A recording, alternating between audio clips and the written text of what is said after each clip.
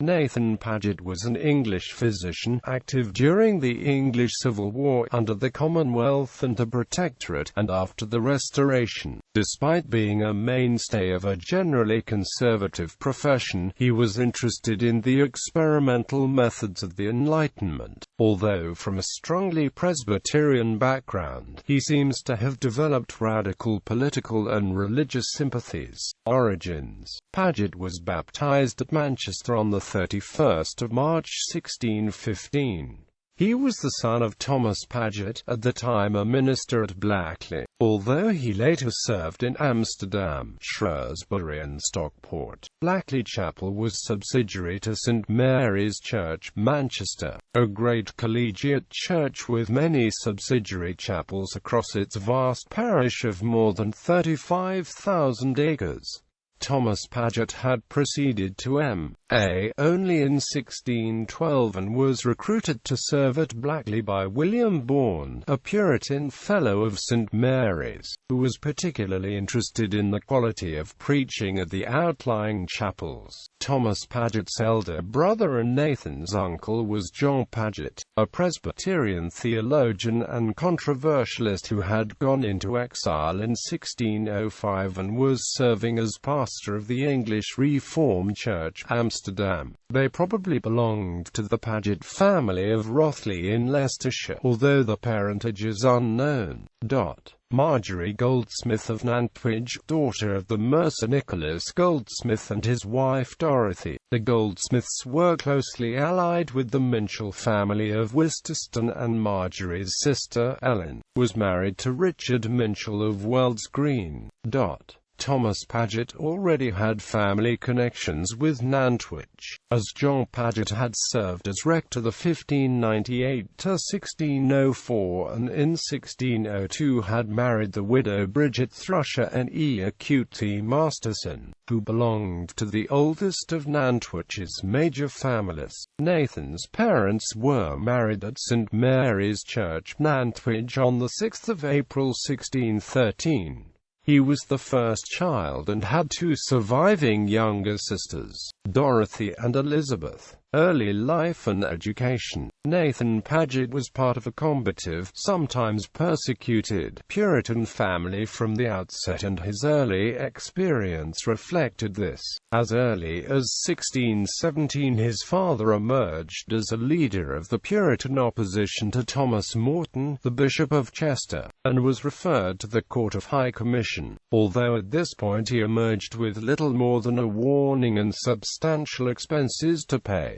Nathan was educated first at Northwich Grammar School, where the head was Richard Paget, a staunch Calvinist who was later head of Shrewsbury School. The pace of persecution increased with the accession of Charles I, and Thomas Paget was under increasing pressure from Morton's successor, John Bridgeman. Nathan's mother died in 1628 and was buried at Bowden in Cheshire on the 31st of August. Bowden was one of the villages where the Puritan ministers held their monthly exercises and was close to Dunham Massey, the home of the leading Presbyterian layman in Cheshire, George Booth, which suggests the family were already feeling the need of protection. With the imposition from 1629 of thorough and attempted absolute monarchy, the situation deteriorated further. In 1631 Thomas Paget was pursued with attachments for fines he had incurred and threatened with imprisonment. He went into hiding and escaped with his family to the Dutch Republic. They took refuge in Amsterdam, where Thomas assisted his brother John at the English Reformed Church. Nathan's education seems to have advanced rapidly, both formally and informally. He must have entered the University of Edinburgh fairly soon after the flight to the Netherlands, as he graduated M.A. in 1635.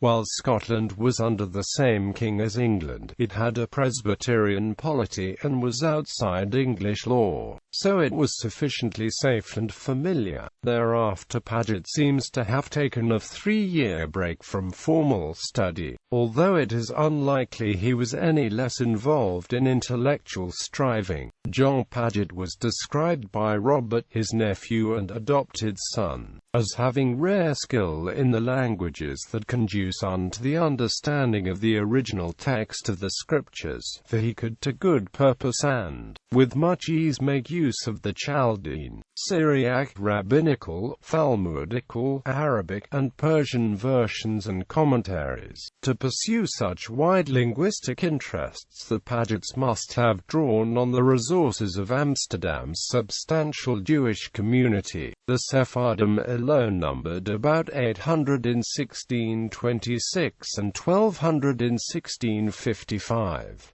Nathan took a considerable interest in ancient languages, and in later life his library contained several Hebrew Bibles and a Hebrew language Bible concordance. He became part of a Philo-Semitic, polyglot and polymath circle that overlapped with other intellectual networks across Western Europe. One contact was John Jury, an Irenic Scottish Protestant minister who had close contacts with the Jewish community. On the 5th of November 1634, John Paget and his congregation wrote to congratulate him on a recent sermon and invited him again to Amsterdam. A copy of the letter was sent to Samuel Hartlib, a German scientist and polymath who had sought refuge from the 30 Years' War in England. Hartlib clearly kept up with the Pagets' activities, noting in July 1638 that John was recovering from an illness.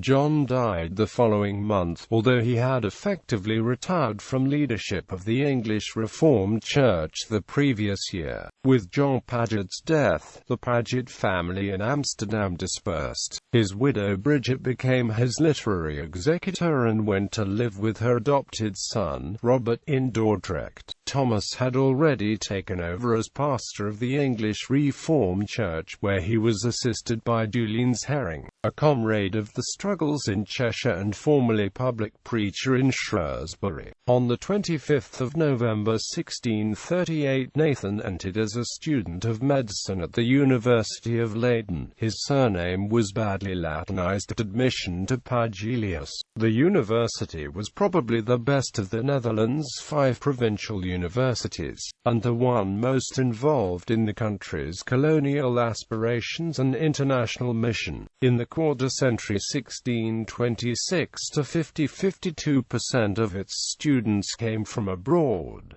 It was also active in other areas of Paget's intellectual interest. Joseph Justus Scaliger had established a strong tradition of Semitic studies, and the university had acquired an Oriental press, complete with appropriate fonts, in 1625. Paget graduated M.D. on 3 August 1639.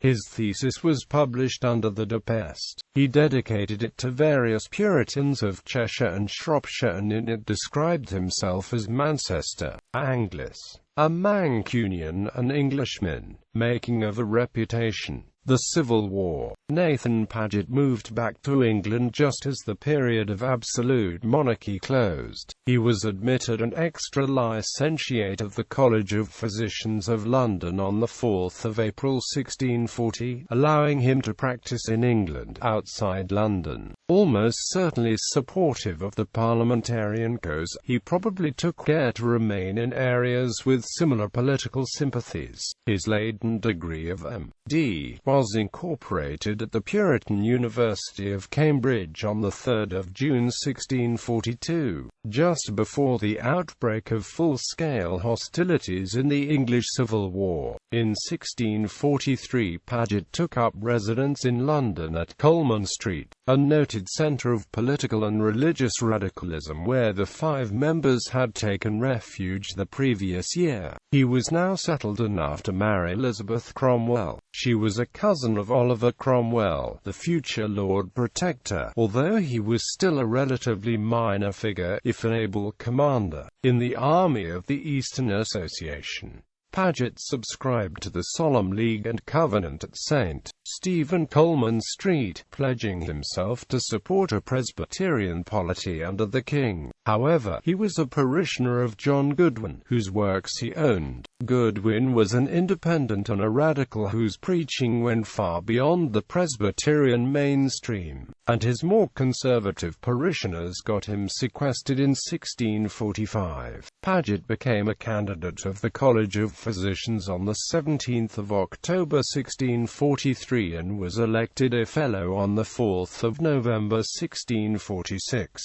6 months later he presented the college with a copy of the works of Francis Bacon, the most important 17th-century philosopher of science, signaling a commitment to his empirical method. Success and preferment over the next 3 years. Paget's political connections became crucial. Most importantly, his wife's cousin Oliver emerged as a leader of the increasingly dominant independent faction in the New Model Army. Moreover, his father Thomas Paget had become a magisterial figure in Shrewsbury, where he had taken up the incumbency of Chad's Church. In this important garrison town he preached and wrote powerfully in favor of the regicide, making him a key regional ally of Oliver Cromwell and taking him well outside the Presbyterian mainstream, in which he had previously been conspicuous. After the king's execution, Thomas issued a pamphlet entitled A Religious Scrutiny, in which he asserted the religious necessity of the capital punishment of the polluting and crying sin of willful murder, a sin of which he considered the king guilty. Nathan Paget was thus well connected in the new Republican regime, which offered significant patronage to him. On the 31st of December 1649 he was nominated physician to the Tower of London by the Council of State of the Commonwealth of England. This was confirmed on the 5th of February 1650. Around 1645 Paget had been one of the 7 physicians associated with Caius College, Cambridge, who began to exchange notes on rickets. This seems to have been a response to the inaugural lecture of Daniel Whistler at Leiden University, entitled De Morbo Puerile Anglorum. George Bate and Assuerus Regimorta were given responsibility for arranging publication of the work. The original intention was to publish a collection of papers. However, Francis Glisson emerged as the best writer in the group, as the others conceded. But when Dr. Glisson, in the judgment of the rest, had accurately interweaved his part and in that had propounded many things different from the common opinion of physicians, we all to a resolution, and committed the first stuff of the whole work to be woven by him alone, lest at length the parts should arise deformed, misshapen and heterogeneous to themselves. As a result, Tractatus de Ratitate Sive Morbo Puerile was published in Latin in 1650. An English translation appearing the following year, under the title A Treatise of the Rickets, being a disease common to children. Glisson ensured that all the contributors were credited, with Paget's name appearing on the list, while the language and overall framework of the investigation were in the Galena Studium of the time. The consideration was very full and included a chapter of anatomical observations collected from the dissection and inspection of bodies subdued and killed by this disease. A full symptomology was established, stressing the thickening of the ends of long bones and the deforming of legs and chest, providing a lasting contribution to the identification and study of the disease. On the 3rd of May 1655 Paget was elected for the first time to the prestigious post of censor of the College of Physicians, responsible for policing its monopoly of medical practice and accreditation. He replaced the distinguished and recently deceased Christopher Bennett. He was re-elected to the post in 1657 and 1659. Contacts and networks. Paget remained connected with wide networks of savants both within his professional life and in his wider interests in science, politics and culture. The working group on rickets was closely knit in experience and interests. It seems to have been inspired by the inaugural lecture of Daniel Whistler at Leiden University, entitled De Morbo Puerile Anglorum. Of the two charged with publishing publication. Regia Morta was another Leighton alumnus, whose life and career were oddly symmetrical with Paget's, a near-exact contemporary and the son of a Dutch Reformed church pastor in London. He seems, like Paget, to have gone to Leighton to avoid the Laudian clampdown on Calvinists. Bate became the Cromwell family physician, although he later tried to curry favour with Charles II by claiming to have poisoned the Protector. Another contributor, Jonathan Goddard, also attended Oliver Cromwell and accompanied his expeditions to Ireland and Scotland as army physician. Early in 1651, the year after publication of De Regitate, Paget is known to have corresponded with Samuel Hartlib. On the 7th of December he lent manuscripts on alchemy to Eli Ashmole, who was at the time working on his most important compilation, Theatrum Chemicum Britannicum. Paget was a friend of John Milton, whose third wife Elizabeth Minchell was his cousin, once removed.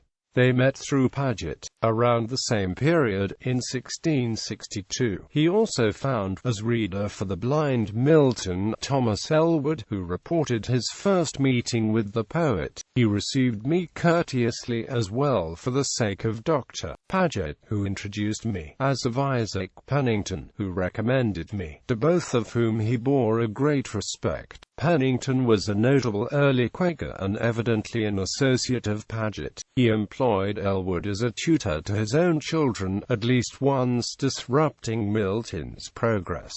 The earliest biography of Milton is anonymous. Paget has been suggested as the author. Paget's library was celebrated and contained over 2,000 titles. It contained Milton's own works, both prose and poetry, a large collection of pamphlet literature from the period, including many publications relating to the Quakers, and a collection of the works of Fausto Sozzini, who initiated an important strain of non-Trinitarianism in Protestantism. According to Christopher Hill, the circle around Milton, Council of State's Latin secretary, included polyglots already known to the Pagets. One was John Jury, whose wife, Dorothy, corresponded in Hebrew with Anna Maria van Sherman of Utrecht. Richard Heath, a polyglot associate of Milton, probably found a post through Nathan Paget. On the 23rd of June 1651 he was appointed minister of Alkmund's Church in Shrewsbury, on the recommendation of Milton and Humphrey Mackworth, the governor of Shrewsbury and a parishioner of Nathan's father. The previous minister, Thomas Blake, had been driven out because of his refusal to subscribe to the engagement, which Thomas Paget had actively promoted. Thus provided for, Heath went on to work on the London Polyglot, a major biblical production of the Protectorate.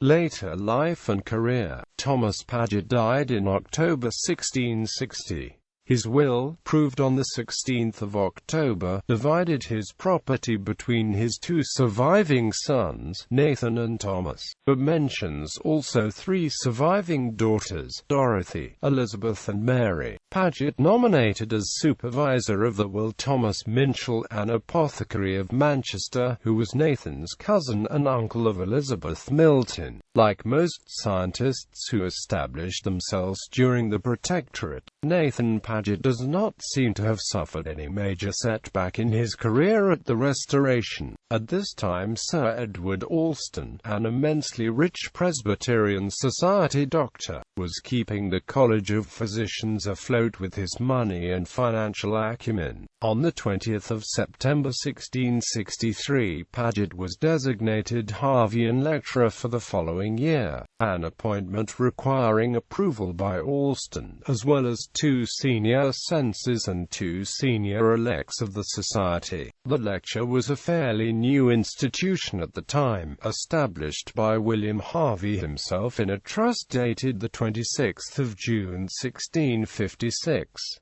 However, it was already an important social as well as academic occasion. The royalist John Evelyn reported in his famous diary attending Paget's lecture on the 6th of October 1664. I heard the anniversary oration in praise of Dr. Harvey in the Anatomy Theatre in the College of Physicians, after which I was invited by Dr. Alston, the president, to a magnificent feast. Paget's lecture itself seems to have disappeared, but, to meet Harvey's terms, it must have been delivered in Latin and included an exhortation to the fellows and members to search and study out the secrets of nature by way of experiment. Paget was named an elect of the College of Physicians on the 8th of May 1668. He was also elected censor again in 1669 and 1678. Marriage and family. Nathan Paget married Elizabeth Cromwell around 1643. She was the daughter of Philip Cromwell, the son of Sir Henry Cromwell. His eldest son and heir was Sir Oliver Cromwell, who became an important Huntingdonshire landowner, although financially embarrassed because of his father's extravagance. Sir Henry made some provision also for his younger sons. He settled on Robert, his second son, the old Augustinian friary in Huntingdon, which Robert demolished to build Cromwell House, the birthplace of Oliver Cromwell, the future Lord Protector. Philip, a younger son, lived in Ramsey at a house called the Biggin, a former grange of Ramsey Abbey. His daughter Elizabeth was thus a first cousin of Oliver Cromwell, although there was no reason to suspect his future importance when she married Nathan Paget. Elizabeth Cromwell was probably about the same age as Nathan Paget and certainly predeceased him, as she is not mentioned in his will. No children of the marriage are known. Family tree. Death. Nathan Paget died in January 1679 at his home in Coleman Street. His will was dated the 7th of January and it was proved on the 15th of January.